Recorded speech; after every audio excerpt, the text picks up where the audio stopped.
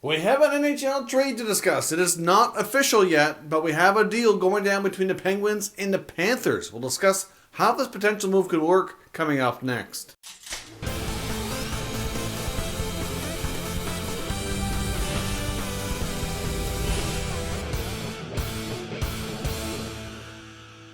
Well, welcome back to another video here at Top Shelf Hockey. Now, as I mentioned, we have an NHL trade, or at least we think we have an NHL trade to discuss. The news has been out for quite a while, and we're waiting for this trade to become official, but I wanted to get my thoughts out there and talk about it, assuming it does actually become a reality here. So we had reports earlier today that there was a trade going down between the Panthers and the Penguins, which would send forward Patric Hornqvist from Pittsburgh to the Florida Panthers in exchange for defenseman Mike Matheson. Now, of course, this is a interesting trade. I'm not overly shocked that either of these players are on the move, but I am surprised that they're being traded for each other. Now, I personally have discussed at different times in the last little while how both these players I felt could be trade bait for each of these teams, trying to shake things up. Actually, I had a video out earlier today talking about the Florida Panthers and that they're likely looking to shake up their blue line, and that Matheson would be the most likely guy to go if they could find a trade partner. Now, in the scenario here, you have Patric Hornqvist, who's 33, about to be 34 when next season starts. He's got 3 years left on his deal, making over $5.3 million. He's been a really integral piece for the Penguins. He's one of those grit, sandpaper kind of guys. He can score. Scored a cup-winning goal against the Nashville Predators in 2017. He's a beast in front of the net, goes to the corners, plays hard. He's the kind of guy who can kind of motivate his teammates, like very popular that way. Really an important player.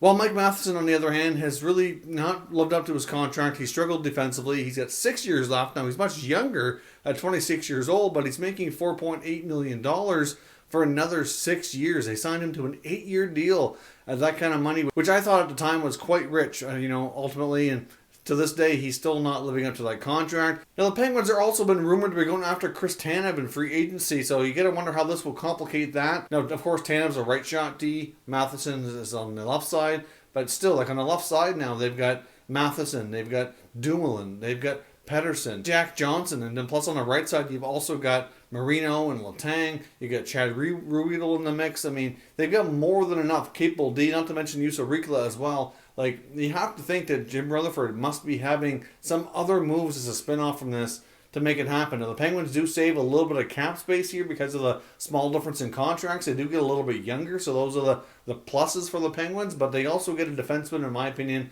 who's overpaid and not going to make their blue line any better, whereas the Panthers move on from a contract that really wasn't very good, and they get Patric Hornqvist, who's a really, heart and soul, grit, sandpaper kind of guy who could certainly help take their play up a level. I mean, there is some risk with Hornqvist, though. So given his age, he's battled through a ton of injuries. So I really think Patric Hornqvist is a player that, he hasn't played a full season in 5 years. So they're at risk to be losing some man games to him being out.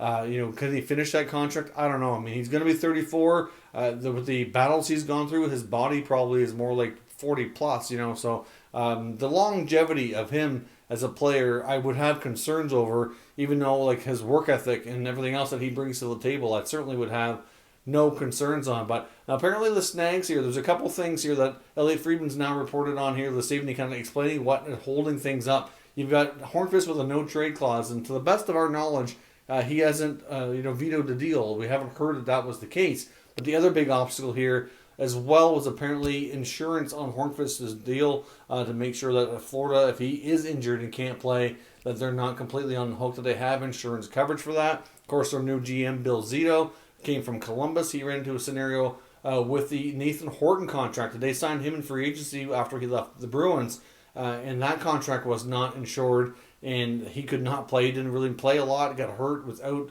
never returned. And they didn't have that insurance coverage on the contract, which is certainly a financial mess for the team. So, obviously, he's well aware of how that stuff works. Did not want to run into this with Hornqvist. He's willing to take the contract as long as there's that coverage there. So, I'm not sure exactly when we're going to get this settled, if this deal is 100% going to go through. Maybe it'll give Jim Rutherford some time to kind of shake his head and say, you know what, maybe we shouldn't do this. I don't know. Obviously, I think Florida wins the deal. I don't really understand what Rutherford's doing in this case. For the most part, I think he's aggressive, very good GM overall. He's made a lot of good moves. He's not afraid to make that big home run swing. But in this case, I just don't see this trade working out for Pittsburgh unless they have some kind of deal in place to flip him to flip Matheson for another player, which I just don't see happening. Like I said in my video earlier today about Florida, like he would have been their prime target on the blue line to trade. I just wasn't sure they were going to be able to find a deal for him. But to get Patric Hornqvist in return, that's a pretty solid deal for the Panthers and Bill Zito for his first significant trade as a new GM.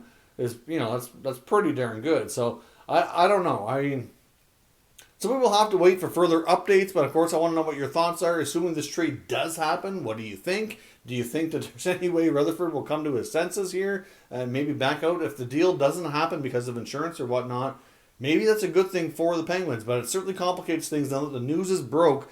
Obviously, these players and everybody involved knows. Hornqvist may have already been aware because of the no trade. They may have already had to get that cleared.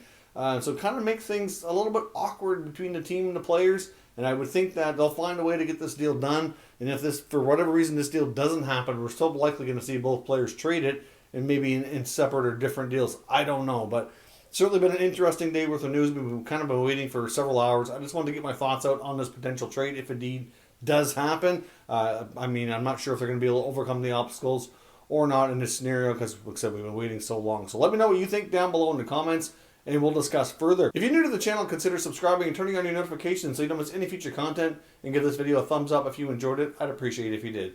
As always, thank you for watching, and I'll catch you next time.